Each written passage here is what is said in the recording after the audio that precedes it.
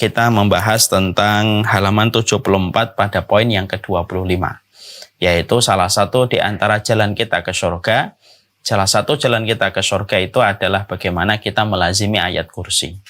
Ayat kursi ini merupakan sebuah ayat yang luar biasa.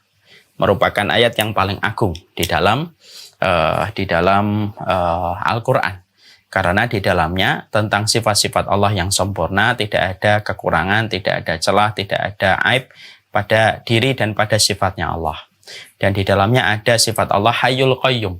Allah itu salah satu nama Allah yang paling agung itu La ilaha illa huwal Hayyul Qayyum. Dan kata Huwal Hayyul Qayyum itu disebutkan oleh Allah di dalam Al-Quran dalam 3 tempat. Surat Al-Baqarah, Surat Ali Imran, dan Surat Toha. Dan itu menunjukkan keagungan yang dimiliki oleh ayat kursi. Kita mendapati di dalam satu riwayat dikatakan likulli syai'in sanam wasanamul Quran suratul Baqarah wa fiha ayatul kursi. Maka dikatakan oleh Rasulullah SAW di dalam satu riwayat yang sahih, Rasulullah SAW menyampaikan kepada kita bahwasanya segala sesuatu itu ada tiangnya dan pasti ada puncaknya. Maka tiangnya atau puncaknya Islam itu, puncaknya Quran itu ada di dalam surat Al-Baqarah. Karena di antara 114 surat yang kita baca, yang kita lazimi, maka yang paling agung, yang paling menjadi tiangnya Al-Quran itu adalah surat Al-Baqarah.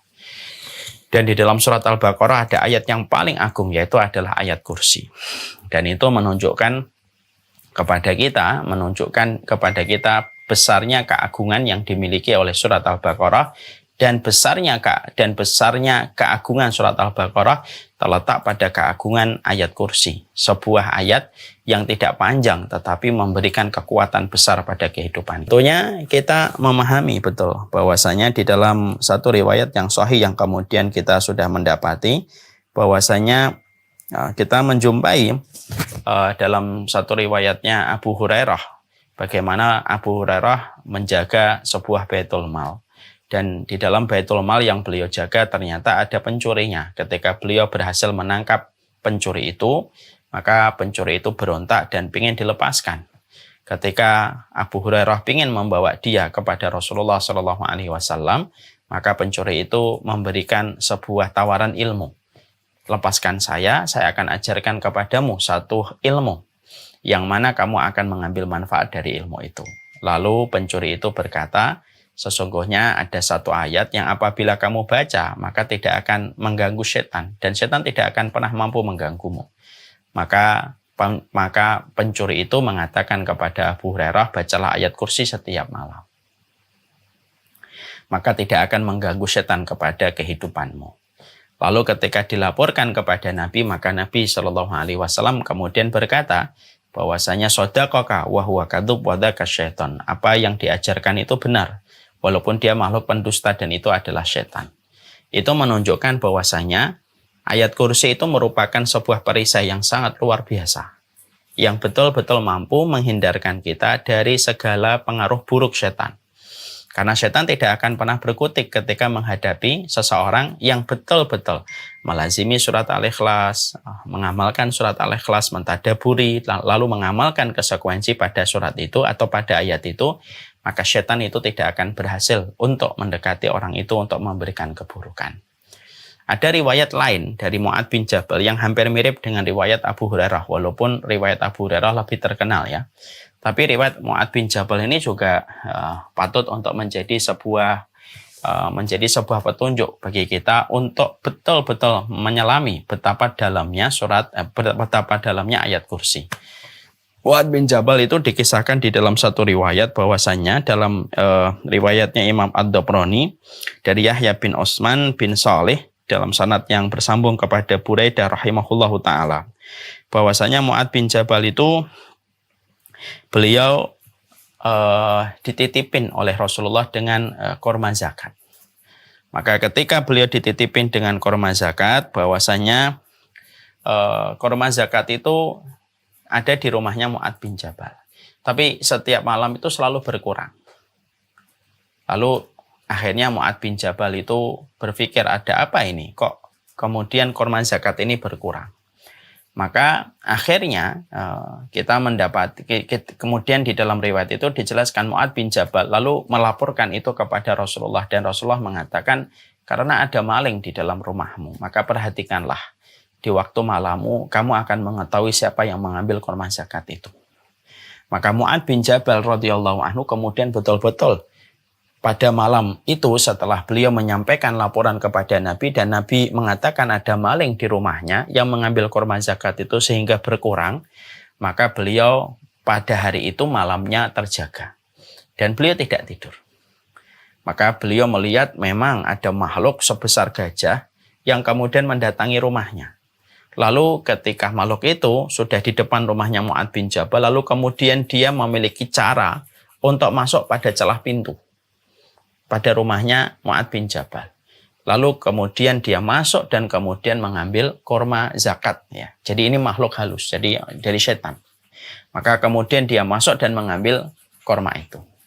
Lalu kemudian ditangkap itu oleh Mu'adz bin Jabal. Dan dia berteriak ya, ketika dia ditangkap ketika mengambil kurma itu. Maka dia berteriak dan minta untuk dilepaskan oleh Mu'adz bin Jabal. Dan tentunya Mu'adz bin Jabal ingin membawa dia maling ini kepada Rasulullah. Tapi maling ini berkata, tolong lepaskan saya. Saya tidak akan mengulangi perbuatan saya hari ini. Lalu dilepaskan oleh Mu'adz bin Jabal ketika dia berjanji tidak akan mengulangi perbuatannya kembali. Pagi harinya Rasulullah SAW bertanya kepada Mu'adz bin Jabal, apa yang telah kamu lakukan kepada maling tadi malam yang kamu tangkap? Ya Rasulullah, dia saya lepaskan karena berjanji untuk tidak mengulang perbuatannya. Maka Rasulullah mengatakan, dia tidak akan menepati janjinya. Dia akan datang lagi ke rumahmu dan akan mengambil kurma itu. Maka Mu'adz bin Jabal, karena betul-betul dia tahu Rasulullah tidak pernah berdusta, malam yang kedua, dia berjaga-jaga kembali. Dan betul, maling itu datang kembali dalam bentuk yang sama. Dan pola yang sama sebagai malam-malam yang pertama. Datang kayak bentuk sokar gajah yang besar, tapi masuk di celah rumahnya pintu Mu'adz bin Jabal radhiyallahu anhu. Masuk dia. Lalu akhirnya dia masuk, lalu kemudian ngambil kurma itu, ditangkap lagi oleh Mu'adz bin Jabal. Dan ketika ditangkap oleh Mu'adz bin Jabal, maka dia meronta-ronta minta dilepaskan. Dan dia berjanji untuk tidak mengulang kembali, walaupun Mu'adz bin Jabal mengatakan, kamu sudah berjanji hari yang kemarin. Apakah kamu yakin kamu nanti akan menepati janjimu? Iya, saya akan menepati janji saya. Maka akhirnya dilepaskan lagi oleh Mu'adz bin Jabal. Hari berikutnya Rasulullah ketemu lagi dengan Mu'adz bin Jabal dan berkata, apa yang telah kamu lakukan terhadap pencurimu? Saya lepaskan ya Rasulullah karena dia berjanji untuk tidak mengulangi perbuatannya. Lalu Rasulullah berkata kembali, dia akan mengulangi kembali perbuatannya. Lalu malamnya yang ketiga Mu'adz bin Jabal berjaga-jaga kembali untuk menjaga kurma zakat yang diamanahkan Rasulullah kepada dirinya. Dan betul makhluk itu datang kembali, disergap kembali. Dan pada waktu yang ketiga ini, Mu'adz bin Jabal berkeinginan keras untuk tidak melepaskan. Karena dia mengatakan, kamu sudah berjanji pada hari yang pertama, kamu sudah berjanji pada hari yang kedua untuk tidak mengulangi. Maka sesungguhnya aku tidak melepaskan kamu. Maka makhluk itu kemudian berkata, saya akan ajarkan kamu satu ilmu yang apabila kamu melazimi ini, maka sesungguhnya kamu tidak akan diganggu oleh setan. Dan sesungguhnya saya datang ke sini itu sebenarnya karena kami datang dari bangsa yang kelaparan. Karena bangsa ini kami dulu mencuri makanan di rumah-rumah kota ini. Lalu datanglah sahabatmu, yaitu adalah Rasulullah Muhammad. Datanglah sahabatmu, mengajarkan kepada mereka tentang ayat kursi. Lalu akhirnya menjadikan kami tidak bisa lagi mencuri di rumah-rumah penduduk kota ini. Sehingga kami akhirnya hari ini kelaparan untuk mencari makanan. Makanya ketika engkau ingin supaya mendapatkan perlindungan dari kami dan gangguan kami, bacalah 2 ayat yang terakhir pada surat Al-Baqarah dan bacalah ayat kursi.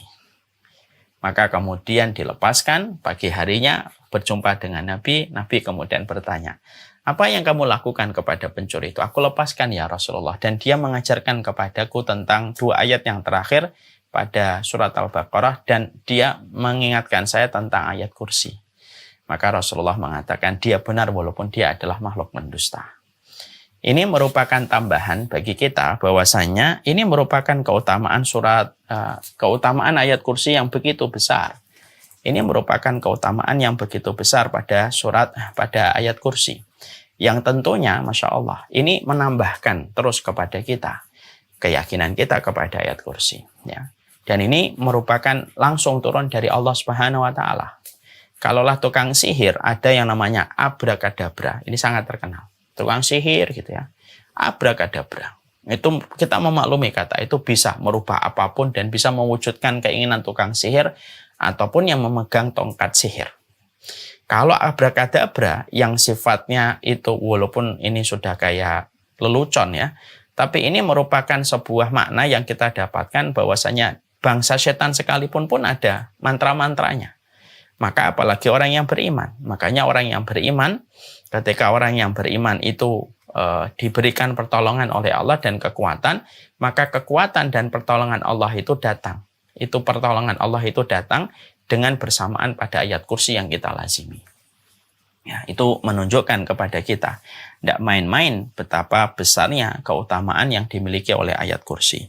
Makanya Rasulullah Shallallahu Alaihi Wasallam lalu menyampaikan kepada kita, "Man qara'a ayatal kursi dubura kulli sholatin lam yamna'hu min dukhulil jannah illa ayyamuta." Barang siapa yang mereka selalu membaca ayat kursi setelah mereka sholat, lam yamna'hu, tidak ada yang menghalangi dia min dukhulil jannah, untuk masuk ke dalam surga, illa ayyamutas. Yang menghalangi itu cumalah kemudian hidupnya sampai kematiannya.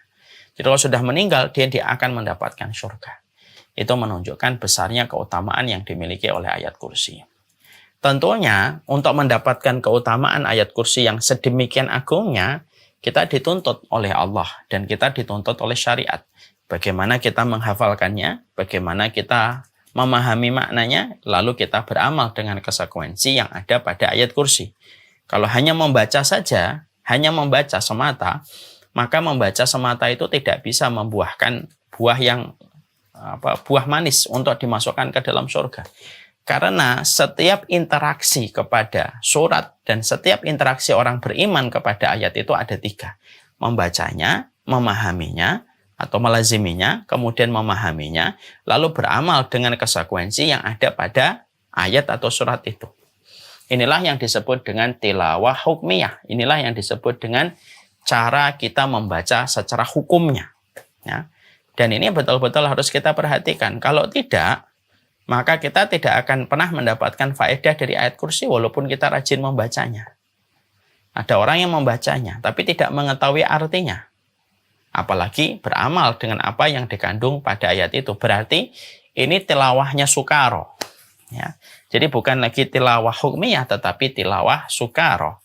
Ada tilawah hukmiyah, ada tilawah sukaro kalau bahasa saya. Tilawah hukmiyah itu apa? Yaitu kamu membacanya ayat kursi. Kamu sudah tahu keagungannya. Dan itu termasuk keagungan yang paling besar di dalam Al-Quran terdapat pada ayat kursi. Kemudian kamu tahu artinya, kamu membaca tafsirnya, mentadaburi maknanya, lalu beramal sesuai dengan konsekuensi yang ada pada ayat kursi. Itu namanya tilawah hukmiyah. Tilawah hukmiyah. Tapi ada yang kedua, yaitu yang disebut dengan tilawah sukaro. Tilawah sukaro itu apa? Dia membacanya, tetapi tidak mengetahui artinya. Itu kayak orang mabuk. Sukaro itu mabuk. Bukankah orang mabuk tidak tahu apa yang dia baca? Atau apa yang dia ucapkan? Lihat orang mabuk. Orang mabuk itu tidak tahu apa yang dia baca. Dia tidak tahu apa yang dia baca. Dia tidak tahu apa yang dia omongkan. Biasanya orang mabuk itu ngomong apa aja. Bahkan rahasia-rahasia dirinya itu pun dia keluarkan semuanya kalau lagi mabuk. Karena dia tidak tahu apa yang dia ucapkan. Orang mabuk itu tidak tahu apa yang diucapkan. Maka kalau kita kemudian membaca ayat kursi, hanya membaca saja. Tapi tidak ngerti artinya, tidak ngerti maknanya, maka sesungguhnya kita pada dasarnya itu adalah orang yang membaca dalam kondisi mabuk. Membaca sih membaca, tapi tidak ngerti artinya kan berarti kayak orang mabuk yang ngomong tetapi tidak tahu apa yang dia omong. Nah inilah yang menjadikan kita akhirnya paham. Kita tidak ingin berkategori di dalam pengamalan ayat kursi yang kita tahu pada ayat ini ternyata merupakan poin untuk menunjukkan kita kepada surga. Itulah yang menjadikan kita betul-betul ingin mentadaburi. Dan kita kemarin sudah mentadaburi. Ya beberapa 2 kali atau 3 kali pertemuan. Dan ini merupakan tadabur yang terakhir. Maka yang kita ambil yaitu adalah ketika kita membaca Allahu la ilaha illa huwal hayyul qayyum. Allahu la ilaha illahu. Kita sudah menjelaskan tentang betapa besarnya kedudukan tauhid. Karena Allahu la ilaha illahu huwal hayyul qayyum itu menunjukkan tauhidnya manusia. Kepada Allah Subhanahu wa taala tidak ada yang berhak disembah kecuali tidak ada zat yang berhak disembah kecuali adalah Allah. Dan kita harus menafikan semua sesembahan-sesembahan yang disembah pada kehidupan manusia, ditaati, diridhoi sebagaimana keridhaan kita kepada Allah. Dan itu harus dinafikan. Supaya betul-betul manusia, mereka betul-betul memiliki keimanan yang bersih, yang tidak tercampur dengan kesyirikan dan tidak tercampur dengan kekufuran. Itulah maksud la ilaha Allahu la ilaha illa huwal hayyul qayyum. Hayyun itu yang hidup, ya, yang maha hidup dengan berdirinya. Jadi Allah tidak membutuhkan apapun, tidak membutuhkan bantuan apapun. Qayyum yang setiap orang itu membutuhkan kepada Allah. Yang setiap makhluk itu membutuhkan kepada Allah. Dan ini merupakan nama Allah yang paling agung ini. Yang tadi saya sampaikan di awal. Hayyul Qayyum itu nama dan sifat Allah yang agung. Yang hanya terdapat pada 3 surat. Al-Baqarah, Ali Imran, dan Toha. Untuk menunjukkan kepada kita, Masya Allah ini menunjukkan bahwasanya ketika kita menyebutkan Allahu la ilaha illahu wal hayyul qayyum, kita betul-betul mengimani bahwasanya Allah itu sempurna. Bahwasanya Allah itu maha kuat, Allah maha mendengar, Allah maha melihat, dan tidak satu pun dari sifatnya Allah yang membutuhkan yang lainnya dan tidak membutuhkan makhluknya. Kita yang membutuhkan Allah dalam setiap kehidupan kita. Bahkan kedipan mata kita pun jangan sampai lepas dari pertolongan Allah. Nah, makanya betul kalau kita kaitkan huwal hayyul qayyum, kemudian kita kaitkan dengan dzikirnya Nabi yang indah. Ketika dzikirnya Nabi menggambarkan betapa besarnya hajat manusia itu kepada Allah itu sampai kedipan mata pun yang sifatnya sepersekian detik itu pun tetap membutuhkan pertolongan Allah. Allahumma aslih li sya'ni kulli fala takilni ila nafsi tarfata ainin. Makanya sampai kita menjumpai di dalam salah satu dzikir yang luar biasa yang diucapkan oleh Nabi, yaitu ketika Nabi mengatakan, ya Allah perbaikilah seluruh urusanku, janganlah engkau tinggalkan aku. Ya, saking besarnya kebutuhan kita kepada Allah itu apa kata Nabi? Janganlah engkau tinggalkan aku, walaupun sekejap mata. Padahal sekejap mata itu sepersekian detik. Ya, walaupun sekejap mata, jangan tinggalkan kita. Karena memang tidak ada part dalam kehidupan kita kecuali semuanya itu membutuhkan Allah. Dalam setiap part kehidupan kita tidak ada yang tidak membutuhkan Allah. Ya, dan itu kita pahami. Allahu la ilaha illa huwal hayyul qayyum. Allah sudah berdiri sendiri dan semua makhluk itu membutuhkan kepadanya. Semuanya membutuhkan kepada Allah. Makanya itulah yang menjadikan Allah sangat membenci kesombongan dan tidak dimasukkan ke surga orang yang memiliki di dalam hatinya sifat kesombongan. Kenapa? Apa yang disombongkan ketika kedipan mata pun dalam waktu yang sedemikian kecilnya pun kita masih memerlukan Allah dalam pertolongan kehidupan kita. Dan itu yang menjadikan orang ketika membaca ayat kursi, dia merendahkan dirinya, dia menunjukkan kebutuhan dia kepada Allah, dia menunjukkan betapa rusaknya kehidupan dia tanpa Allah. Itulah yang dinamakan dengan orang yang menghadirkan hatinya ketika membaca ayat kursi. Jadi kalau ada orang yang mereka itu membaca ayat kursi, Allahu la ilaha illa huwal hayyul qayyum, tapi di dalam hatinya ada kesombongan, dan dia tidak memahami sifatnya Allah hayyul qayyum, lalu kemudian dia merasa cukup dengan apa yang dimiliki pada kepintarannya, dia merasa cukup dengan apa yang dia miliki pada usaha dan gigihnya dia ketika mencari harta, dan dia merasa dunia yang dia dapatkan itu karena kepintaran, karena keuletan, karena kegigihan dia dan bukan karena Allah. Walaupun orang yang membaca ayat kursi itu 100 kali dalam satu hari, tetapi dia merasa tidak membutuhkan Allah, tidak bermanfaat ayat kursi yang dia baca.